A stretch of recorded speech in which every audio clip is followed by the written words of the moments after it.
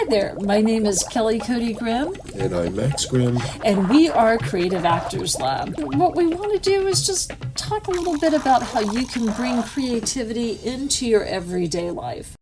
All right, welcome everyone. It's welcome, Kelly. And Max, welcome. So, do you want to introduce the topic today? Sure. Today, I think it is very important to speak about choices. We're coming at you from an actor's perspective, talking about, making choices for the characters that you're creating and the scenes that you're playing and so on and so forth. But very honestly, whatever kind of art you are into, I think it applies there. And quite frankly, I think it applies to life, even if you have no interest whatsoever in being an actor. And I think, I'll start off stealing from one of the best. To paraphrase David Bowie, artists get into very safe areas when they are creating their art, be it a character or a song or a piece of literature or a painting or whatever. And they get into these very safe, comfortable places, and they kind of, they've sort of trod down the same path artistically and aesthetically and intellectually for quite some time, and it just gets to where it's safe. And frankly, in the arts particularly, safe is boring. Now, you don't want to be foolhardy. You don't want to, go making choices that make absolutely no sense or anything like that. But what Mr. Bowie said, it was kind of like, imagine that you are in a swimming pool and you're walking from the shallow end and you're getting towards the deep end. Then you make that first step where your feet don't touch the ground and you kind of go, whoop, whoop, whoop, whoa. And you kind of get that feeling of, where am I going? What am I doing here? And it's artistically the same sort of a feeling that you get when you're in an area that you don't really know what you're doing and you're having to trust your instincts and your intuitions and things like that and not trust the same old patterns as you have for however long. And I've known some people who get in very safe patterns for very long periods of time, and the work does not evolve. Their art does not evolve. Them as an artist, they do not evolve. And frankly, it's just as their life, they do not evolve. And that, frankly, whether you're an actor or an artist or not, a human being, it's an accountant, a chef, a teacher. For teachers, I think particularly, it's in that moment of, oh crap, what am I doing? That's where people tend to produce some of their best work, when they're not making the safe choices. We've had so many students over the course of the past, particularly few years. We've met so many people who we never would have met otherwise. So many just different people coming to this from so many different backgrounds, and they're there for different reasons, and they all have different aspirations and preconceived ideas of what we're doing here. But I've heard it enough times, really throughout all of my creative endeavors, but particularly when I think back to some of the students we've had over the past couple of years. Every once in a while, they'll be working on a monologue or a scene or some such thing, and we'll say, okay, so what's going on with your character? Why is your character doing this? What's the motivation? What are they, for what reason are they saying what they're saying? You get an answer, something to the effect of, oh, I don't know, they're just having a conversation, they're just goofing around, and it's like, no, you can't, for an actor to make choices like that, it is deadly.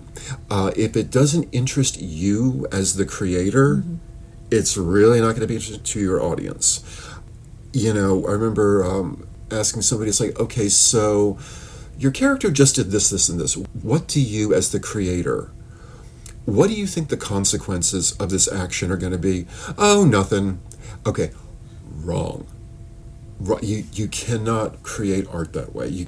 You certainly don't want to do things that are foolhardy. You don't want to do things that are just, stupid and just, throwing caution to the wind and things like that. But really, if you want to evolve, if you want to break out of these set patterns, it's almost like we were talking earlier. There's the Hindu Buddhist concept of the samsara, of basically, which is of birth, life, death, reincarnation, and the whole cycle repeats itself, and it's like lather, rinse, and repeat. And the idea of it is to break out of this the set pattern and to never evolve and just be constantly stuck, that really, it's not a happy way to live. And as an artist, it's not productive. And even in the smallest things, and I'll finish by saying this one production I was involved in a long, long time ago. I was the lead non-singing actor in an opera called Bianca I Faliero by Rossini, actually. And basically, long story short, I was the leader of the King's Army.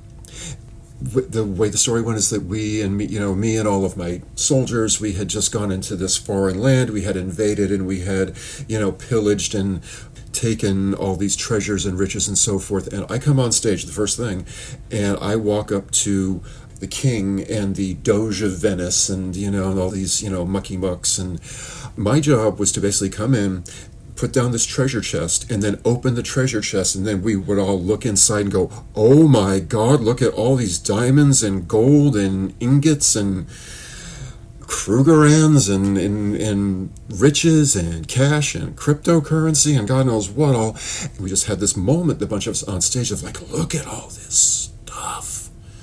Okay, so in one rehearsal, as it was getting close to opening, I went on stage with my treasure chest and my army of guys behind me, and we're all in, the feathered plumage and conquistador helmets and armor and broadswords and all this stuff. And I walk up and I put down the treasure chest and I step back and I forget to open the thing. So when we go to get notes, the director is like, Max, you didn't open that chest. And I went, I know, I brain farted, I forgot. And so what she said to me, I thought this was very interesting. She's like, you have to realize something. You have the most important action in this entire 3.5-hour opera. They basically, think of it this way. If you walk up and you put that treasure chest down and then you open it up and then they get exposed to all this gold and jewels and riches, if you had not opened that and they didn't see it, they would not have made the choice to go forward and then totally invade this land and get everything because they didn't know all this stuff. And it's because you didn't open that up. It's like, if you don't open up that chest, the rest of the story does not go forward. They just take the stuff and they go, okay, whatever, and then they go on to whatever else they were going to do. But they saw all this stuff and they made this choice of, we have to go to war. Think of it this way. If you don't open that chest, this story doesn't go forward. You have the most important action in this entire production. And I went, wow.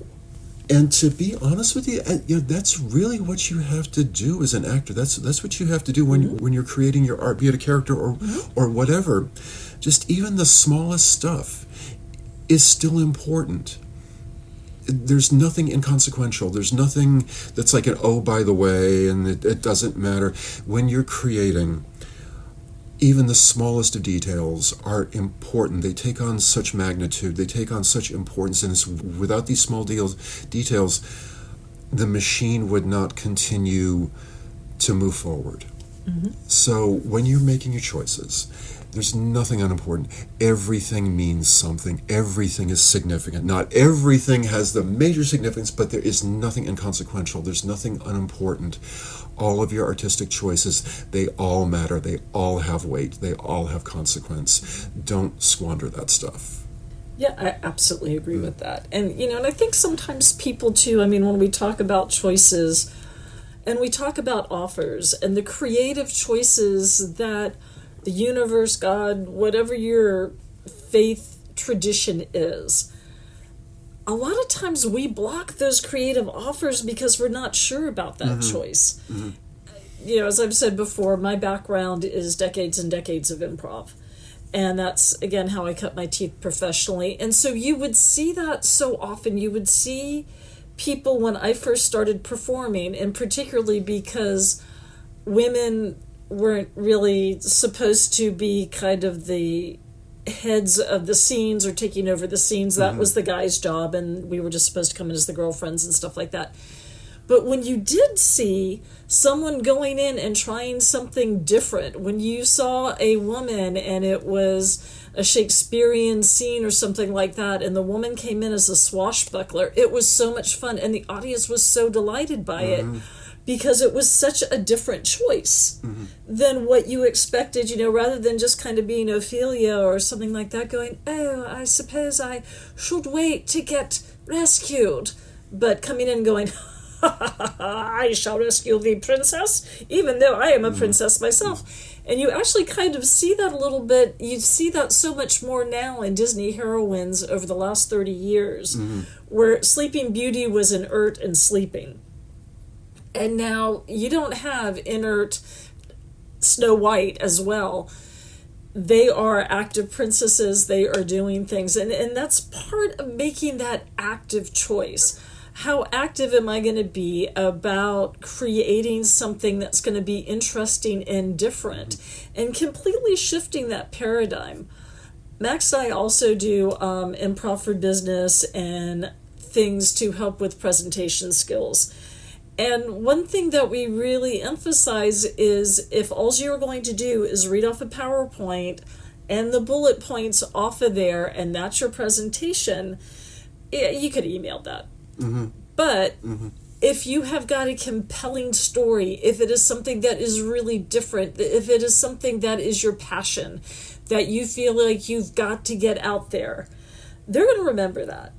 Just as somebody who does business, when I talk about Aflac and the fact that I had not only was selling Aflac at the time, but also had skin cancer, and it got diagnosed, and I had the cancer policy. When it came time to go and submit a claim, and it was a melanoma, and I'm fine, thank God, everything got taken care of. Well, you know what? I got $5,000 back. Now, that's an interesting story, rather than saying, well, statistically, 1 in 3 men will experience some form of cancer in their lifetime, 1 in 4 women. I have the story that talks about what affected me. That is going to have them remember that way more than just me doing bullet points. Those are the stories, and sometimes we just short sell ourselves. You're the only person on the planet that has the stories that you do. So don't be afraid to share those stories, to bring people into that world, because that's what they're going to remember. They're going to remember the story. They're not going to remember the bullet points, or you can email them the bullet points. But you standing up there, presenting and being who you are, and taking that chance and taking that choice is so important. Well, a couple of things I would say. First of all, one of my favorite Kim Wexler lines from Better Call Saul, when I don't remember what the scene was about or what the situation was about, but her significant other, Jimmy McGill, was trying to help her to do something, and I remember this line. She goes, "You don't fix me, I fix me." And it's lines like that you would not really hear from a female character even 20 years ago, 30 years ago, certainly not. That just, that there's definitely been that change in our consciousness as far as a lot of storytelling is concerned. Women are allowed to be strong now. But I think the other thing I wanted to say also is that, what I was saying earlier about how you don't want to, make choices that are foolhardy. To give an example of that, this is over 25 years ago, but my dad passed away, and it was it was pretty bad. He had been very, very ill for a very long time, and just a lot of things happened with his hospital care. It was very sad. It was very tragic. It was so hard on the family, as you will well remember. I do. It was very protracted, very painful, sad demise. And about maybe 4 months, maybe 5 or 6, possibly, that after Dad passed, I was involved in a small film. And I don't remember specifically what the scene was about, but I remember thinking, oh, I had this great personal, bit of personal storytelling here, and when it came time to the scene, I'll just think of this one particular instance of one of my father's last days. I thought, that'll be great, I can do it, no problem. And I just, when it came time to actually do the scene, I just could not do it. There was just no, it's just, I did not realize how unhealed the wound was, and I was just not ready to share it. Now, that being said, were I to come back now, 25, almost 30 years ago, yeah, I could use that. I could put that emotion, that because I've had enough time to process and heal and see with some kind of objectivity and age and maturity as to what happened, but at the time I could not do it. And I would say I think it's very important for actors, particularly if you're going to consider yourself a method actor, which I personally am not. No, but I'm not either. I think when you are making your choices, you do have to create some kind of an equilibrium within yourself of, let me make the risky choice. But at the same time, I try to say this to students whenever it's appropriate, and when it's going to be the most well-timed, but I really like the term compassionate self-discipline. There's just sometimes it's just, you need to be kind to yourself. You need to take it easy on yourself, but at the same time, you don't want to hold back either when you know you can really go for it. The other thing I think that you got to be very conscious of is that and particularly with acting, which is a community, group-based sort of creative process, you got to let other people have their, latitude and longitude to make their choices, and then be supportive of them, even if you don't understand them. The yes and. The yes and. Stick around in acting long enough. What you're going to find is you'll be working with somebody on a scene, or in improvisation especially is where it happens. But a lot of trust in improvisation. Yes. You will hear an actor stop the scene and they'll say something like, okay, no, I need you to say your line like this so I can say my line like this. Okay, don't do that. No. That is one thing that will kill a scene quicker than anything. And kill trust between two actors. It will kill trust. And I just remember we had a student, a young lady, probably 15, 16 years old, a lot of basic talent. She had a good presence, good eyes, she had a good sense of humor about herself. Really, really smart young lady and everything, but it never failed. She would get up into a scene, particularly in improv, and her scene partner would start off with, the sky is blue, or, here we are up on top of the Empire State Building, or some kind of establishing statement. It would be like, no, we're not, we're doing this, and I mean, that scene would just dead in the water inside of 5 seconds.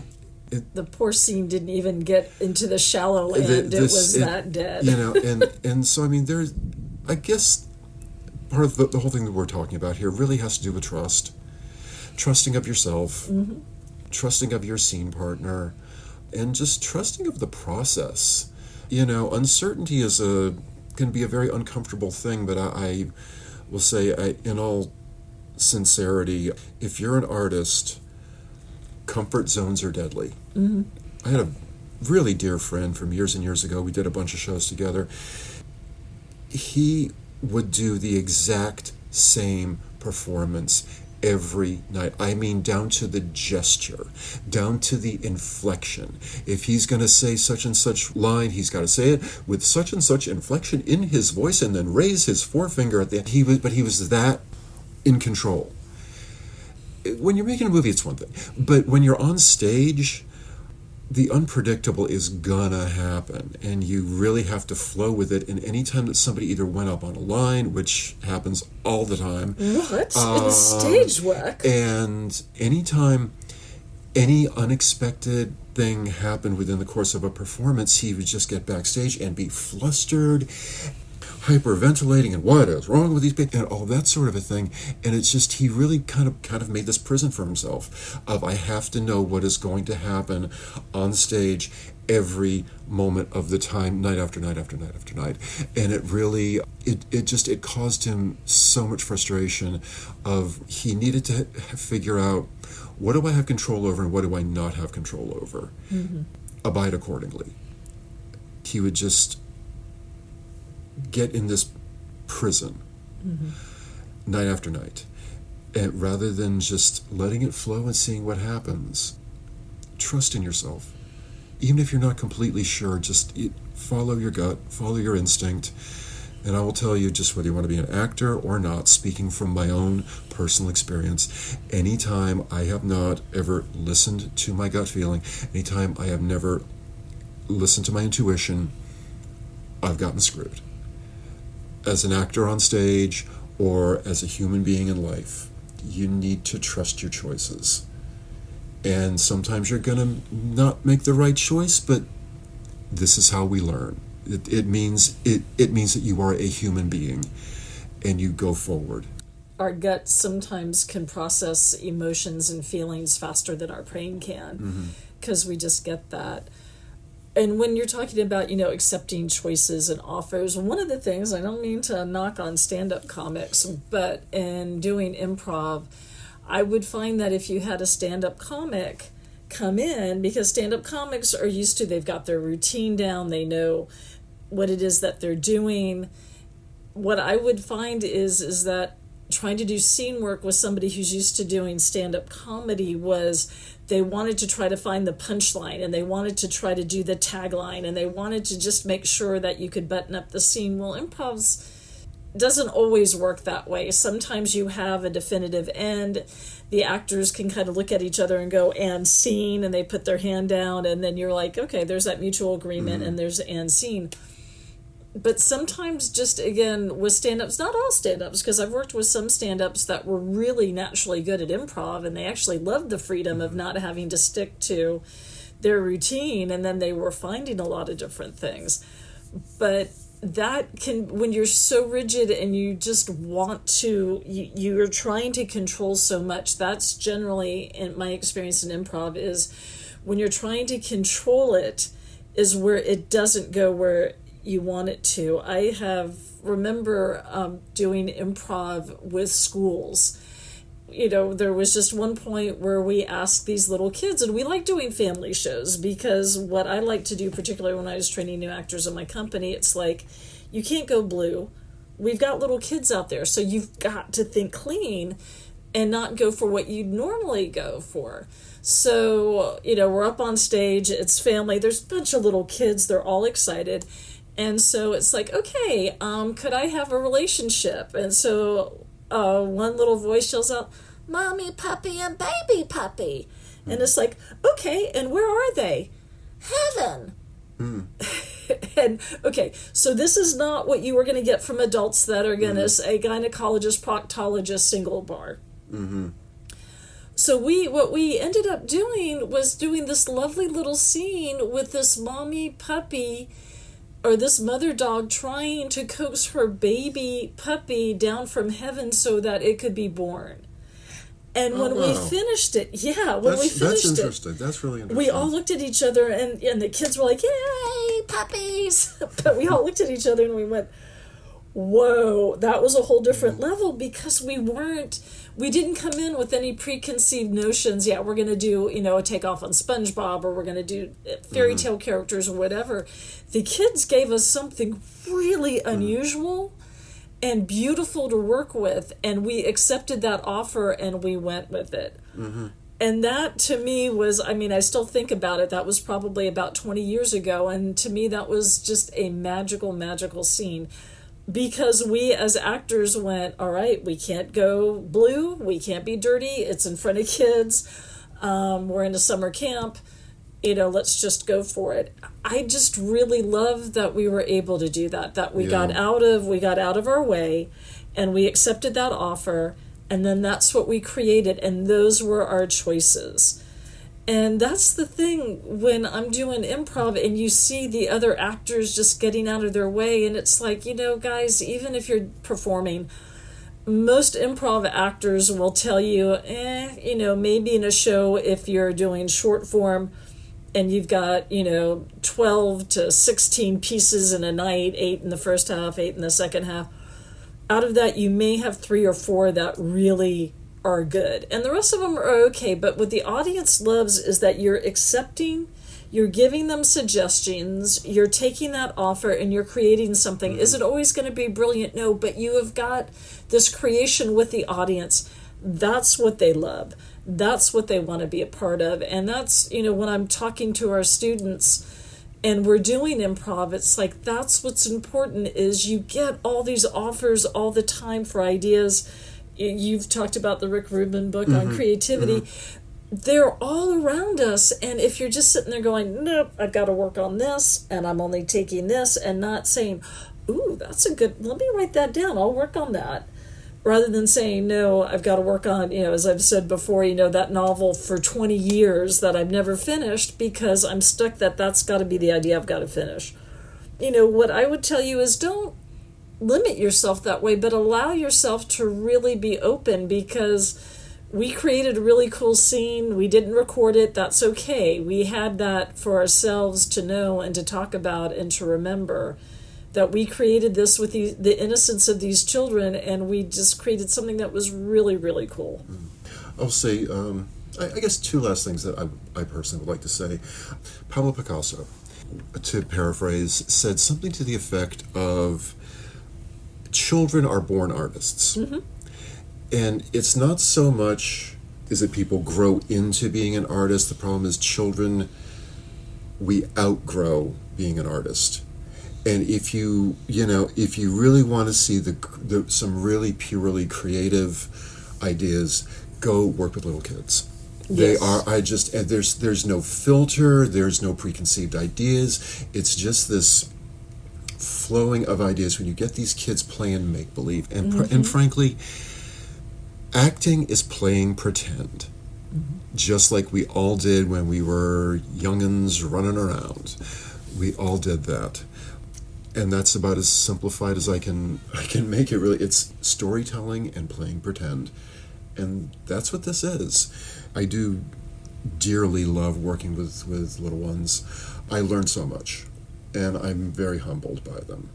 Just as a creative prompt for this week, is think about when you were little, what were some of your favorite meals? And maybe make that for yourself, So was it chicken nuggets? Me, I can tell you mine was peanut butter and jelly sandwich with ginger snaps. And milk that I could dip my ginger snaps into. Of course. So, find that time. Think about what was it when I was a kid, when I was creative and I was a sponge and I was accepting all these creative offers. I was jumping around. I was king of the mountain. I could be a princess who had a race car. All those things, because I didn't know enough to be jaded and say, I'm not going to accept these offers. But just accept that. So, kind of think about as you were as a child, what were some of your favorite shows? What were some of your favorite characters? Maybe write something about that favorite character when you were a child, and maybe what that favorite character would have liked for lunch. What would you make that favorite character? We had talked about in a previous podcast about the Jetsons. So what would the Jetsons have liked, or Mary Tyler Moore Show, or anything else that you might have seen? The Last Airbender, I know that was something the girls really liked to watch. What would The Last Airbender have liked if you're going to make them something really unique? And allow yourself to kind of get into that space. It's fun, it's different, and I don't know, maybe you'll open up a cookbook and try something new. Indeed. So, if I may, I would like to close off with saying one thing here. Is it all possible to contribute anything just so we can keep this going, which we're going to do anyway, but that's not the point. The point is, this is a learning experience for us. We've never done podcasting before. We've done a lot of things, but this is still pretty new, and we just want to keep doing this and doing this.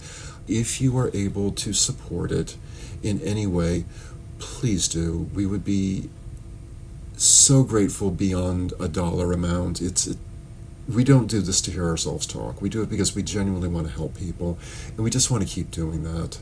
And even beyond Patreon, if you could just share this podcast on your social media, anything like that, that also helps. So if there's anything also that you would like to cover, please let us know. Indeed, yeah. We're on all the different, we are now on Stitcher, we are on iHeartRadio, and also Apple. And Amazon, and all these other ones. Buzzsprout. So you can definitely also on our social media at Creative Actors Lab, on Facebook and Instagram. So definitely, drop us a message in there if you have an idea or something that you would like to see us create. we are definitely open. That's what we do. Thanks. Have a great one, guys. We appreciate you guys tuning in, and keep in mind that you can catch us on our social media, Creative Actors Lab on Instagram and Facebook, and by the same name on YouTube. And for more on what we do, you can go to our website, creativeactorslab.com, all one word. Thank you for listening. Stay curious, make art, not war. Much love until next time.